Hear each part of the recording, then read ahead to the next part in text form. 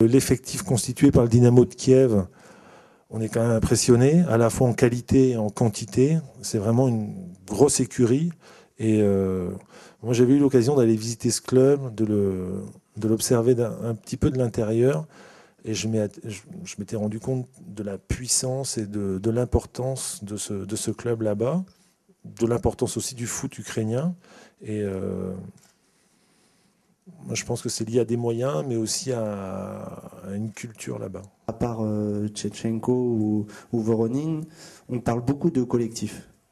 Et je crois que Dynamo ou d'autres équipes comme ça, c'est à travers leur collectif qui s'exprime le mieux. Et c'est pour ça que, paradoxalement, médiatiquement, peut-être que ça parle pas, mais je crois qu'en termes de résultats collectifs, depuis quelques années, ils sont présents.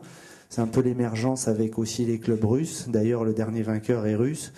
Et je crois qu'ils sont énormément présents depuis ces dernières années dans les dernières compétitions comme ça.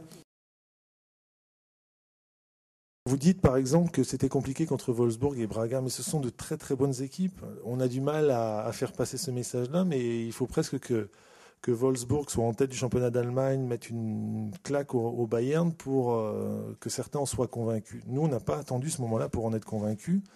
Ils ont des joueurs très très forts dans leur équipe, donc on a souffert à domicile. Mais franchement, compte tenu de l'effectif de Wolfsburg, compte tenu du nôtre, vous trouvez que c'est honteux de souffrir un petit peu?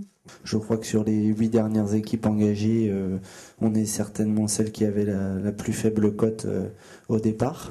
Donc c'est encore, ça va de soi. Donc maintenant on est engagé, on a montré des choses intéressantes dans cette compétition. Et pourquoi pas? On a aussi pris confiance à travers nos résultats, que ce soit en match de poule, que ce soit aussi le match aller-retour contre Kayseri qui n'était pas si simple que ça.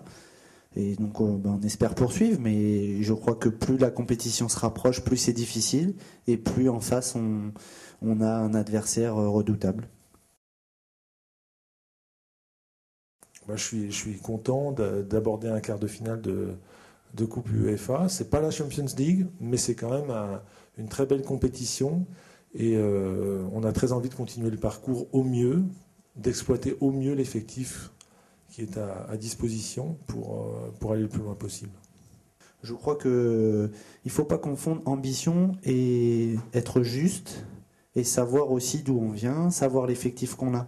Et ça vous dérange un petit peu de pouvoir dire que oui, on a un effectif moins fort que la plupart de nos adversaires directs. Ce qu'on est en train de réaliser, c'est bien. Et ça ne nous empêche pas d'être ambitieux, de vouloir continuer. Donc c'est trouver un équilibre à travers ce constat-là pour essayer d'avoir les meilleurs résultats possibles.